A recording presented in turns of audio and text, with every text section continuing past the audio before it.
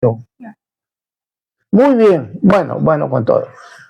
Bienvenidos amigos, hoy que estamos, a ver, que se me va la fecha, lunes 29, día de Pedro y Pablo, ¿cómo es la cosa? Bueno, día de San Pedro, un feliz día a los pescadores que también están pasando malos momentos. Soy Pepe Maeda Asensio desde Chiclayo, Perú. Bueno, a esta hora de la mañana hay buen sol en Chiclayo y me animé a hacer este video para reiterar a las autoridades, al gobernador, a los alcaldes provinciales, distritales, etcétera, etcétera, la honda preocupación que hay entre los ciudadanos que se comunican conmigo, yo con ellos, sobre la venida del Gran Niño. Ayer el ingeniero Absalón Vázquez ha salido a hablar tontería y media, ¿no? Que se aproxima un mega niño, está fuera de foco. Absalón Vázquez, el que fue ministro de Agricultura. Bueno, lo bueno que lo hace con buena intención, pero de fenómeno del niño demuestra que absolutamente no conoce el tema. Entonces no se puede hablar de un tema si uno no lo conoce, por lo menos básicamente, ¿no? Yo no soy un experto, pero sí estudio el fenómeno del niño desde hace muchos años. Eso no me hace experto. Los expertos son los climatólogos, etcétera, etcétera, y los señores del CENAMI, con el meteorólogo, ingeniero Hugo Pantoja, ¿no? Muy bien. Se viene no el mega niño, sino el gran niño. Yo ya he hecho varios videos que no pueden entender.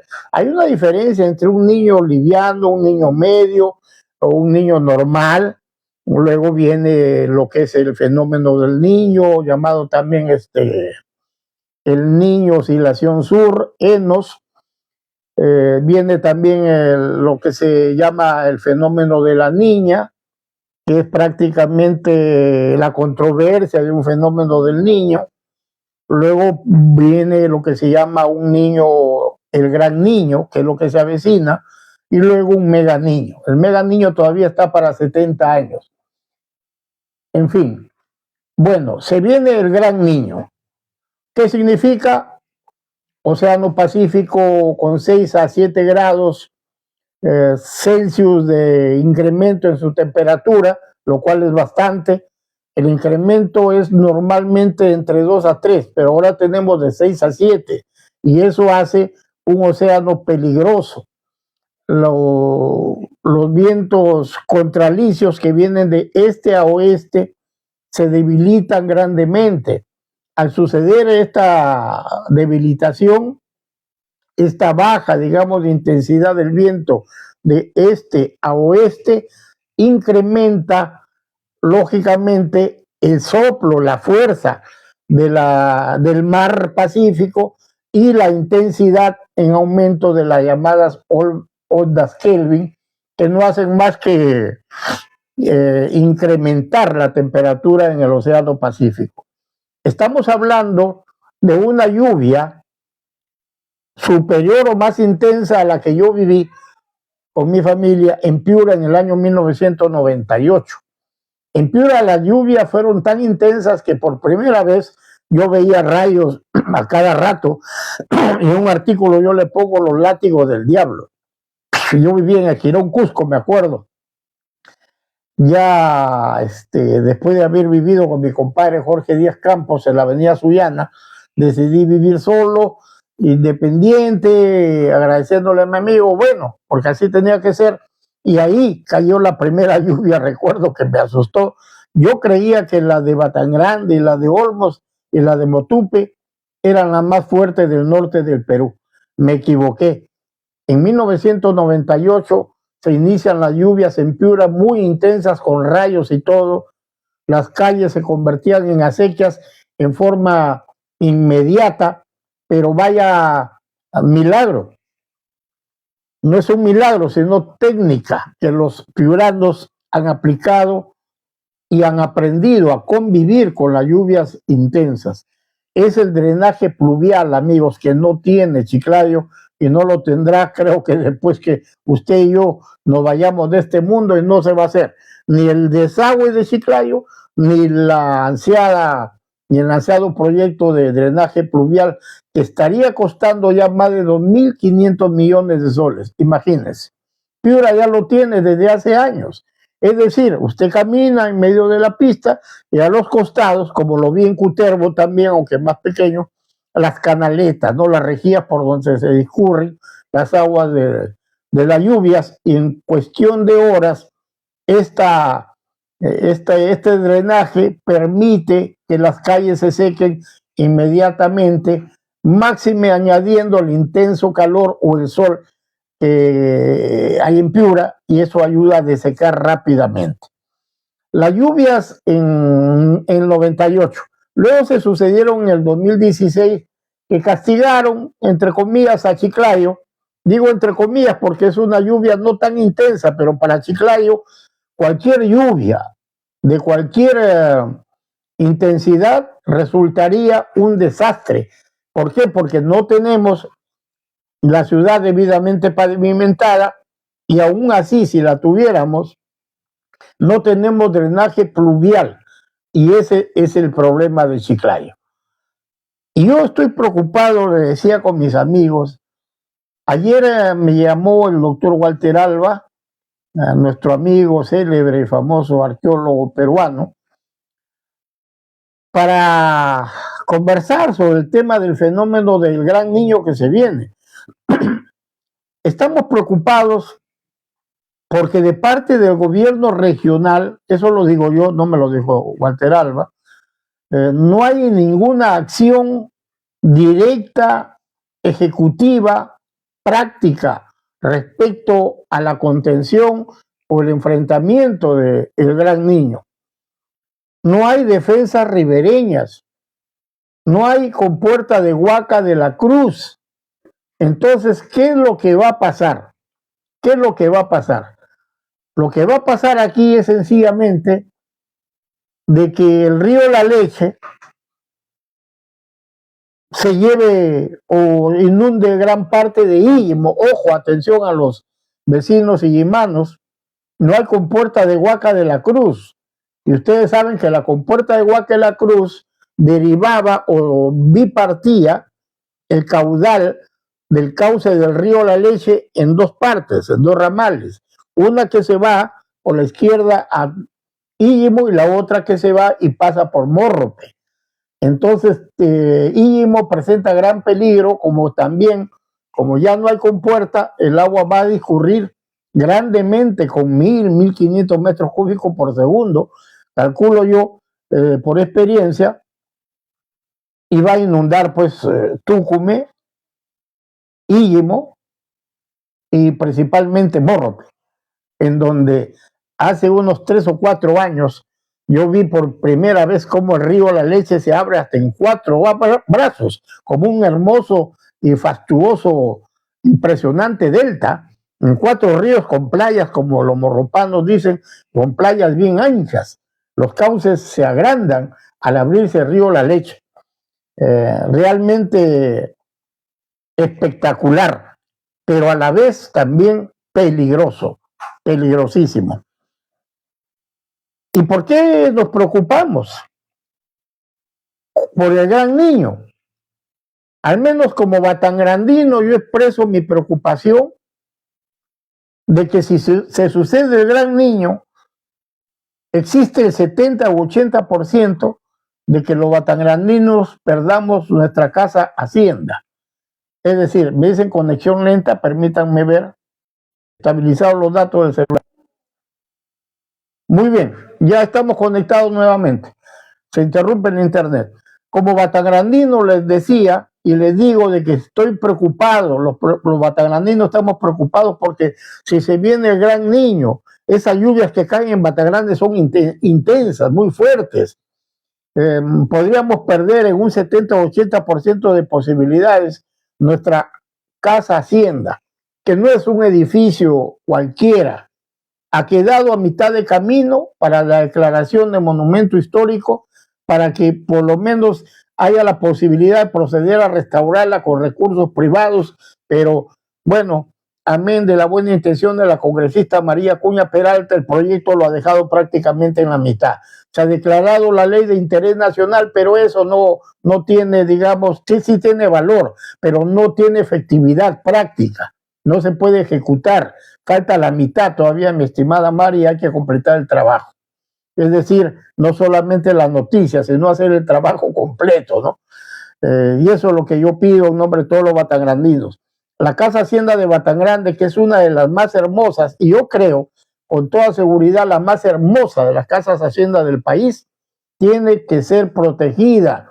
Señor gobernador, señores de Pucallá, no sé cómo hablar para ver si nos ayudan por lo menos para techar con calaminas, que ayudaría mucho para que no se degrade y no colapse la Casa Hacienda de Batangrande. Pero no es la única. Tenemos la Casa Hacienda de La Viña, construida por don Esteban Montero Helguera. Tenemos la Casa Hacienda de Pucallá, la hermosa Casa Hacienda de Úcupe, como bien conversaba ayer con el doctor Walter Alba en una larga conversación de casi una hora.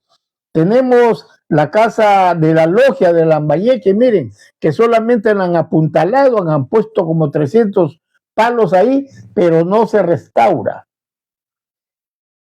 Amén de decir qué hace la DDC, que invierte dinero en huaquitas de poco calibre, así lo digo.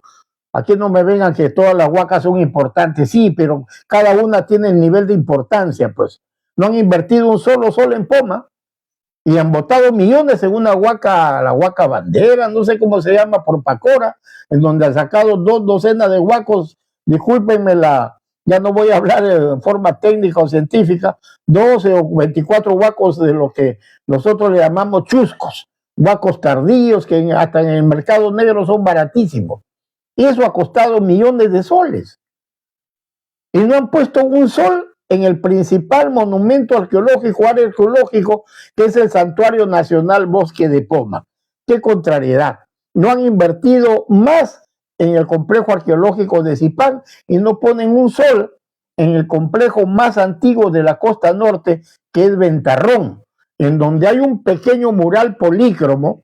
Conversaba también con Ignacio Alba, arqueólogo, hijo de Walter Alba, y este mural podría ser dañado con las intensas lluvias que va a soportar el sitio de Ventarrón. Hay que protegerlo, hay que aislarlo. Hay maneras, y yo creo que no es cosa del otro mundo, hacer una cobertura para proteger un mural pequeño, pero que es gigante en importancia cultural y en antigüedad arqueológica del periodo inicial. Estamos hablando de una datación más o menos de 4.500 años a 5.000 años antes del presente, que lo hace tan importante o tan antiguo, tan temprano como Caral, por ejemplo. Y los restos también, otro muralito, un friso, que se ha encontrado en el Valle de Saña hace pocos meses. Las lluvias se vienen y nos encuentra totalmente como nunca antes. Qué contrariedad, desprotegidos, amigos, desprotegidos. Y ayer me daba la triste noticia el doctor Alba, me decía: Pepe, está bonito tu trabajo sobre la reconstrucción de la huaca El Taco. Y yo le decía a Walter Alba, esa huaca se llamó Sinán. Sinán, de repente es Casa de la Luna, que no es Sicana, es muy diferente. Es un trabajo profundo el que yo estoy haciendo en gran parte sobre el vocablo Sicán de Batangrande, que no tiene nada que ver con la adoración de a la luna, con el perdón y la disculpa de mis grandes amigos arqueólogos, que continúan todavía denominando Sicán Casa de la Luna, cuando Sicán significa hermano y con la luna no tiene pero ni parentesco lejano. Muy bien, eso derrumba la teoría de la adoración lunar y da paso a mi hipótesis, a mi teoría sobre la adoración al sol, que estuvo el estado o llamada también cultura Sicán. Hay bastante que hablar sobre arqueología, pero eso se están encargando los españoles. Más tarde o mañana les ofrezco la historia de Batangrande. Sí, señores, narrada por historiadores españoles.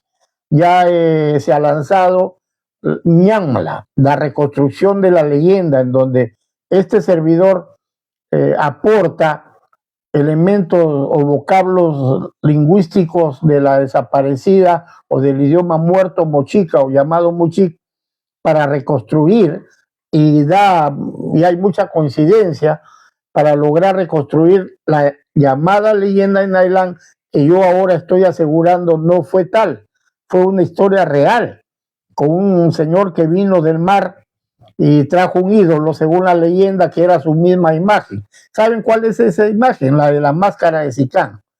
¿Y saben cómo se llamó el ídolo? Eso es conocido, se llamó Fempeyek. ¿Y saben qué encuentro yo? ¿Cómo se llamó el bosque de Poma? Que yo le puse C. Pomac en los años 84, los suplementos del diario La Industria, y ya todo el mundo lo generaliza y le llama Pomac. Muy pocos conocen que el autor de esa añadidura es José María Asensio. Pero el nombre completo del bosque de Pomac, según los documentos de 1596 para adelante que estudio hace más de 20 años, se llamó, amigos, Pomachaek, o pronunciado más o menos Pomacaec, en mochica, Pomachaek. Y ocultando libros, consultando lingüistas, como un profesor Díaz de allá de Cascas, encuentro la traducción de que Pomachaek significa el lugar de la adoración del ídolo. Mejor dicho, Pomac significa el lugar de la adoración del ídolo. Ahora, la relación directa que hay entre Ñamla, mal llamado Nailán, que no tiene ningún significado en mochica, al español, Nailán, no sé quién le puso Nailán. Ni Nan ni Lan son vocablos mochicas, pero sí Ñan y Lan. Ñan es ave y Lan agua, el agua marina o el ave marina o el ave del agua. Muy bien, entonces Pomachaek deduzco que sería el lugar de la adoración del ídolo. ¿De qué ídolo? De Fempeyek. ¿Por qué? Porque era el ídolo idolatrado por el mismo Ñamla. Yo sostengo en este audiolibro que ya está en mi Facebook, búsquenlo, se llama La leyenda de Ñamla. Yo sostengo que el ídolo, este Fempeyek, se adoró en Poma, tuvo que ser ahí. Y además sostengo que tanto Ñamla como su descendiente directo, llamémosle hijo, esposa, etcétera, estarían sepultados cada uno, o de repente dos, no sé, debajo de la misma estructura piramidal, o semipiramidal, de las llamadas grandes huacas de Poma, que no son más que templos monumentales prehispánicos. Es decir, la pregunta suelta, ¿por las puras van a construir semejante pirámide para sepultar alrededor a señores de Sicán? Yo creo que no. Yo creo que la misma pirámide fue una ofrenda como la de Egipto y Mesopotamia, la de Teotihuacán en México, fue una ofrenda suprema, tanto de energía, de agotamiento, de sudor, de fe y también de culto al inmenso poder que tenía el jerarca que comandaba esta organización piramidal que yo estoy denominando ya no cultura Sicán, sino el Estado teocrático Sicán, un Estado teocrático de adoración al sol y con una estructura que cumple, digamos, todos los requisitos para hablar de un verdadero Estado prehispánico que se convertiría, si es cierta mi tesis o mi teoría, en el primer Estado prehispánico antes que apareciera el Estado que lo fue, el Estado Inca. Entonces, la importancia de Poma, señor Jorge Pérez Flores, si me está escuchando y viendo, es monumental. Y es tan monumental que UNESCO, que también se están quedando estos señores, ya ha debido declarar a Poma o a Pomacaec como patrimonio cultural mixto del mundo. Patrimonio cultural mixto del mundo. ¿Mixto por qué? Antes se decía nomás patrimonio cultural de la humanidad. Ahora se dice patrimonio cultural mixto porque hay mixtura doble en riqueza.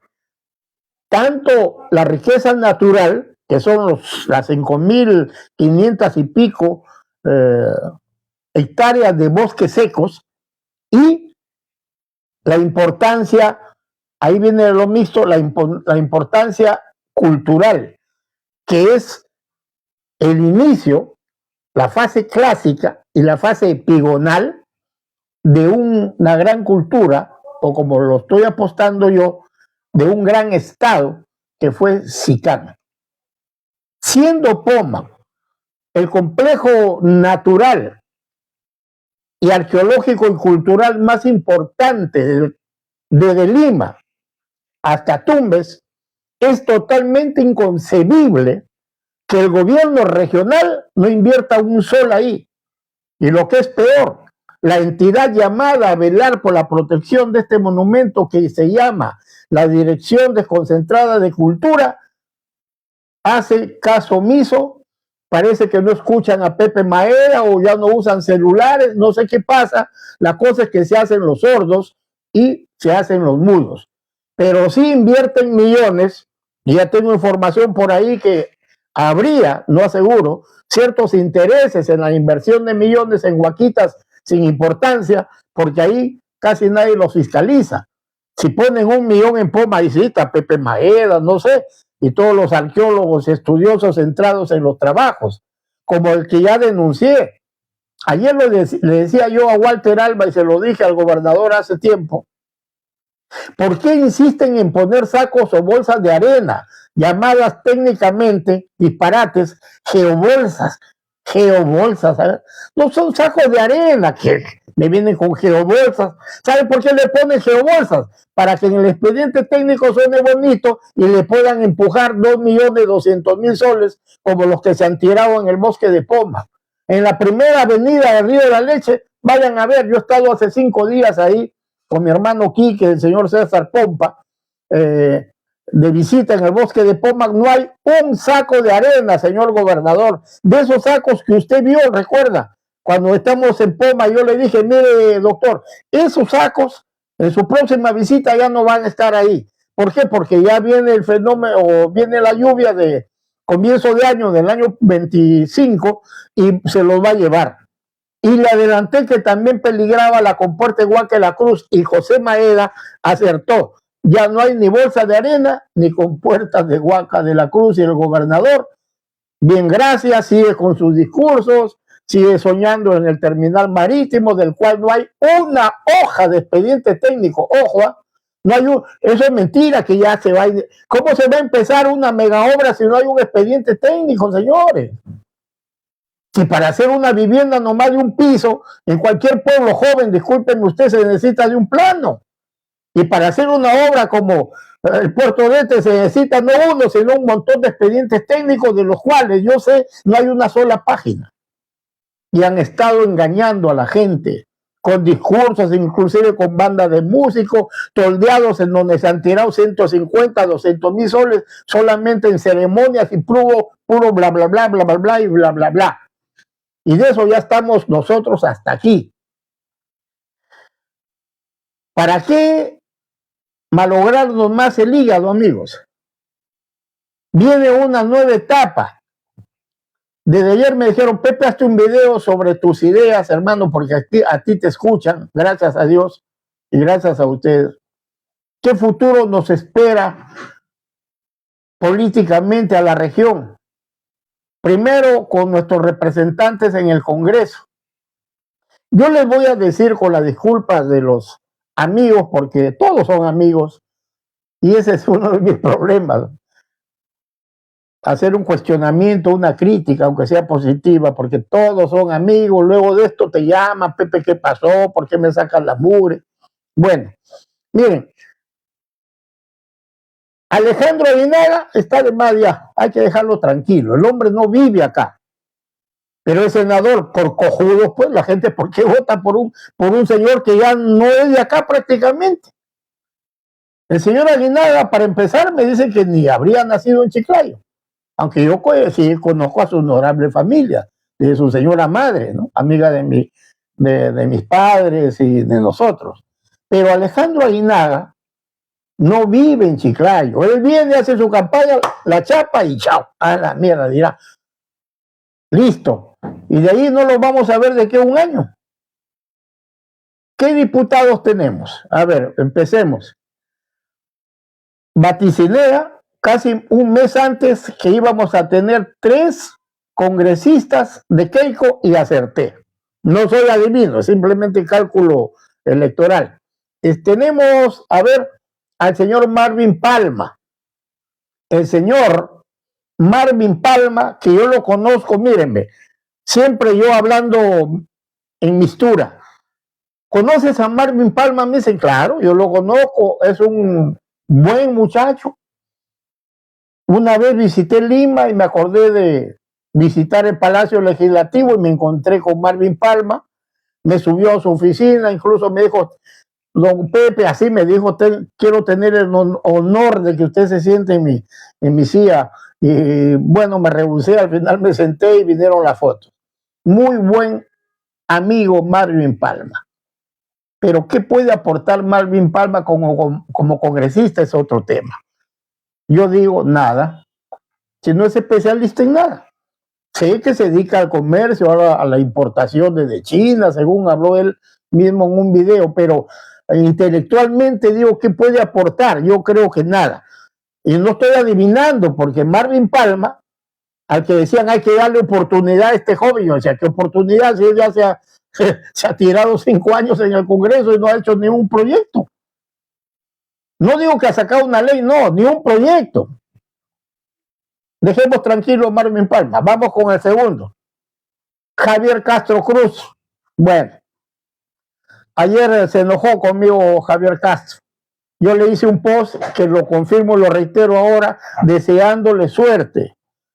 Y amigos como Pepe Maeda, su amigo de hace muchos años, y otros, él tiene que buscarlos, no nosotros a él, para poder colaborar en las deficiencias que cada uno tiene, porque ninguno de ellos es intelectual para empezar.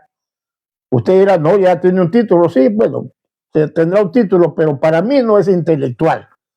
Para mí la intelectualidad es otra cosa, un bagaje cultural amplio.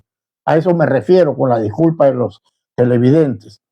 Entonces, Javier Castro también va a necesitar de un apoyo. Y tienen, hermanos, que recurrir a los amigos, qué ideas hay, qué proyectos, qué perfiles, qué iniciativas para sacar a esta región. Aún con todo, yo les deseo la mejor de las suertes. Al congresista Requejo, al congresista, ya me olvidé del Partido del Buen Gobierno, que me invitó oficialmente a ser su candidato para la alcaldía provincial de Chiclayo, Castrejón, un caballero. Él y su comitiva me invitaron oficialmente, quedó en nada. Ya prefiero vivir tranquilo también, escribiendo mis libros, haciendo estas cosas. Y bueno, también le deseo la mejor de las suertes. No se le conoce también al señor Castrejón, lo que sé que ha sido profesor incluso de mis hijos en una universidad privada aquí en la región de Lambayeque.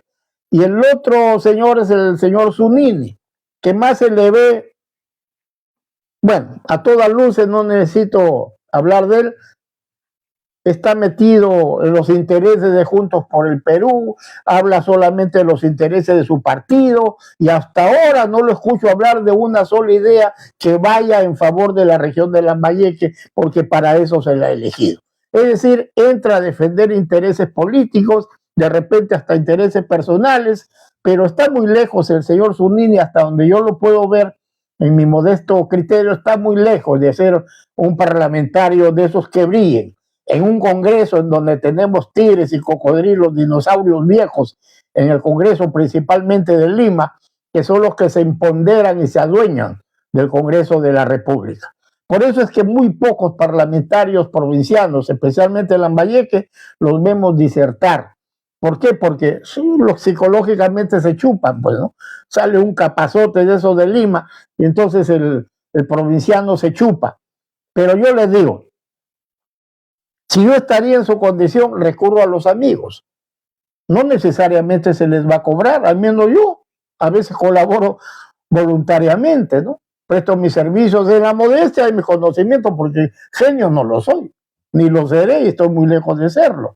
Pero sí domino varios campos, digamos, técnicos, profesionales, en los que yo pueda aportar. Y no es un decir, discúlpenme que hable en primera persona, por estos quehaceres he recibido en cada uno de ellos premios nacionales, no regionales.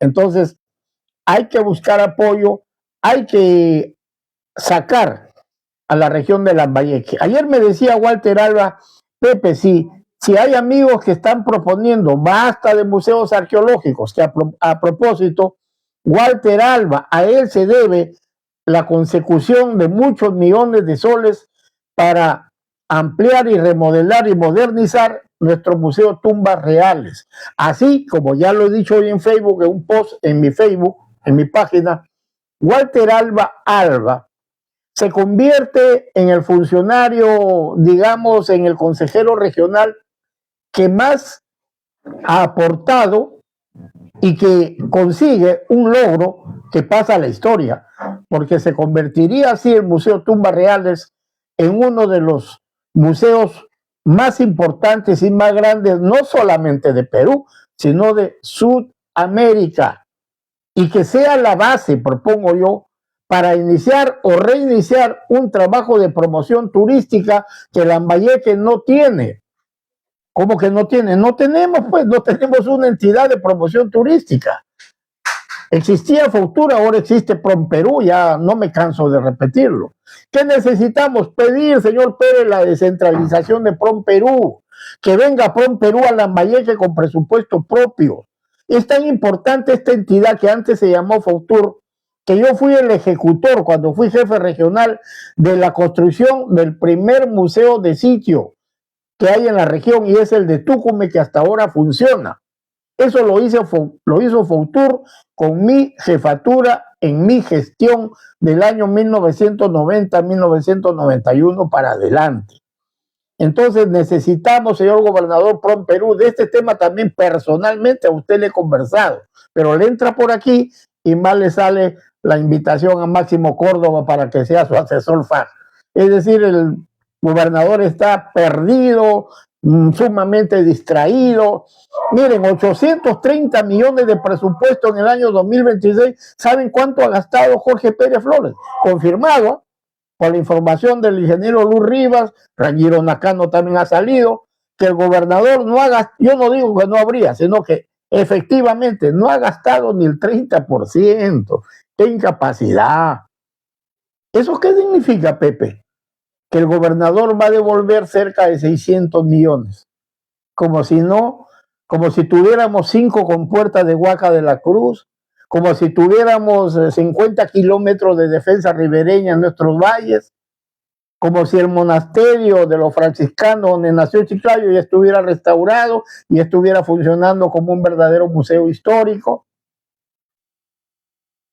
como si tuviéramos reconstruido al histórico Politécnico Labarte, del cual hice el primer video que es histórico, para enseñar cómo es la hermosa arquitectura e ingeniería en madera de ese colosal colegio que se está cayendo a pedazos y nadie le pone un palo. Esa es la preocupación, amigos. Hay bastante por hablar. Mañana a las 6:30 los invito con otros amigos intelectuales que yo respeto. Voy a ser presentador y comentarista, más comentarista del libro, por acá está, de este libro. Se llama Aya de la Torre, el APRA, cuyo autor es el conocido analista político, sociólogo chiclayano, don Víctor López García, que fuera, recuerdan, ministro en la época de Alan, jefe del país, jefe nacional de cooperación popular, y bueno, Víctor López gozó de un tremendo poder en ese primer gobierno de Alan. Mañana agradezco a él, tendré el honor de presentar este libro junto con otros intelectuales de Chiclayo. Muy bien, ¿qué más que se me quede en el tintero? Nada más. Muy bien, amigos. Cortamos la transmisión. Pasen un bonito día lunes, que es feriado. Y un abrazo. Pepe Maeda. para Maeda Canal y las redes sociales. Gracias.